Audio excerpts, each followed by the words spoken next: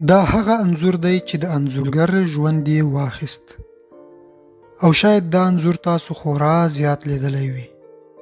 دا انځور د 1993 کال د مارچ په 3 د انځورګر کیوین کارټر لخوا اخیستل شوی. دې عکس جایزې هم وګټلې. عکس هغه مهال په سودان کې واخیستل شو چې هلته د خوړو نیستي وه، او د ملګرو ملتونو لخوا د خوړو د ویش مرکزونه جوړ کړل شوي وو. د عکاس کیوین کارټر په قول د دې مرکزونو عکاسۍ لپاره روان و.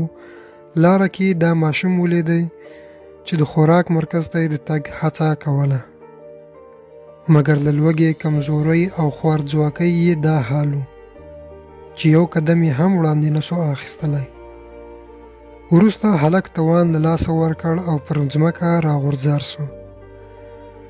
په عکس کې د هلک تر شا ناست مرغه په دې تمه دی چې هلک مړ سي او دی یې په غوښو مشوکه سره کړي.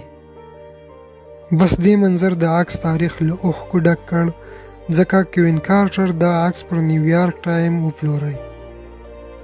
کله چې نیویارک ټایم دا عکس خپور کړ، نو په یوه ورځ ورسره زرګونو کسانو اړیکه ونیوله. د کیوین کارټر خفګان هغه وخت پیل شو کله چې د ټلیفوني پروګرام په جریان کې یو چا تلیفون وکړ او پوښتنه یې وکړه چې کوچنی ماشوم تر انځور اخیستلو وروسته څنګه شو. هغه ډیر په ساده ډول ځواب ورکړ: له دې انځور وروسته ما د نور کوم څه لپاره انتظار نه کوم، ځکه چې ما الوتنه درلوده.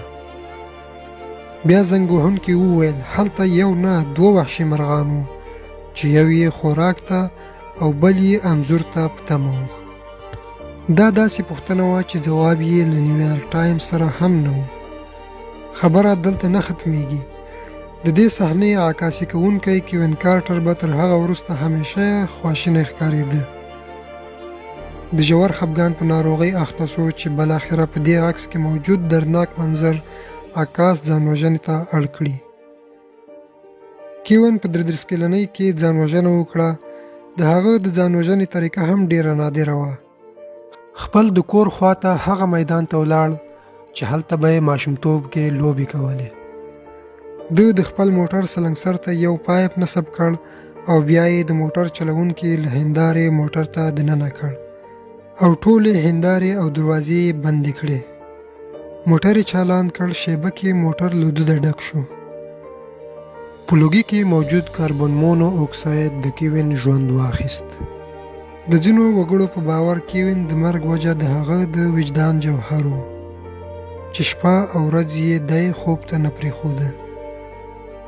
دې انځور کیوین ته نړیوال شهرت ورکړ، خو همدا انځور د کیوین د مرګ سبب هم شه.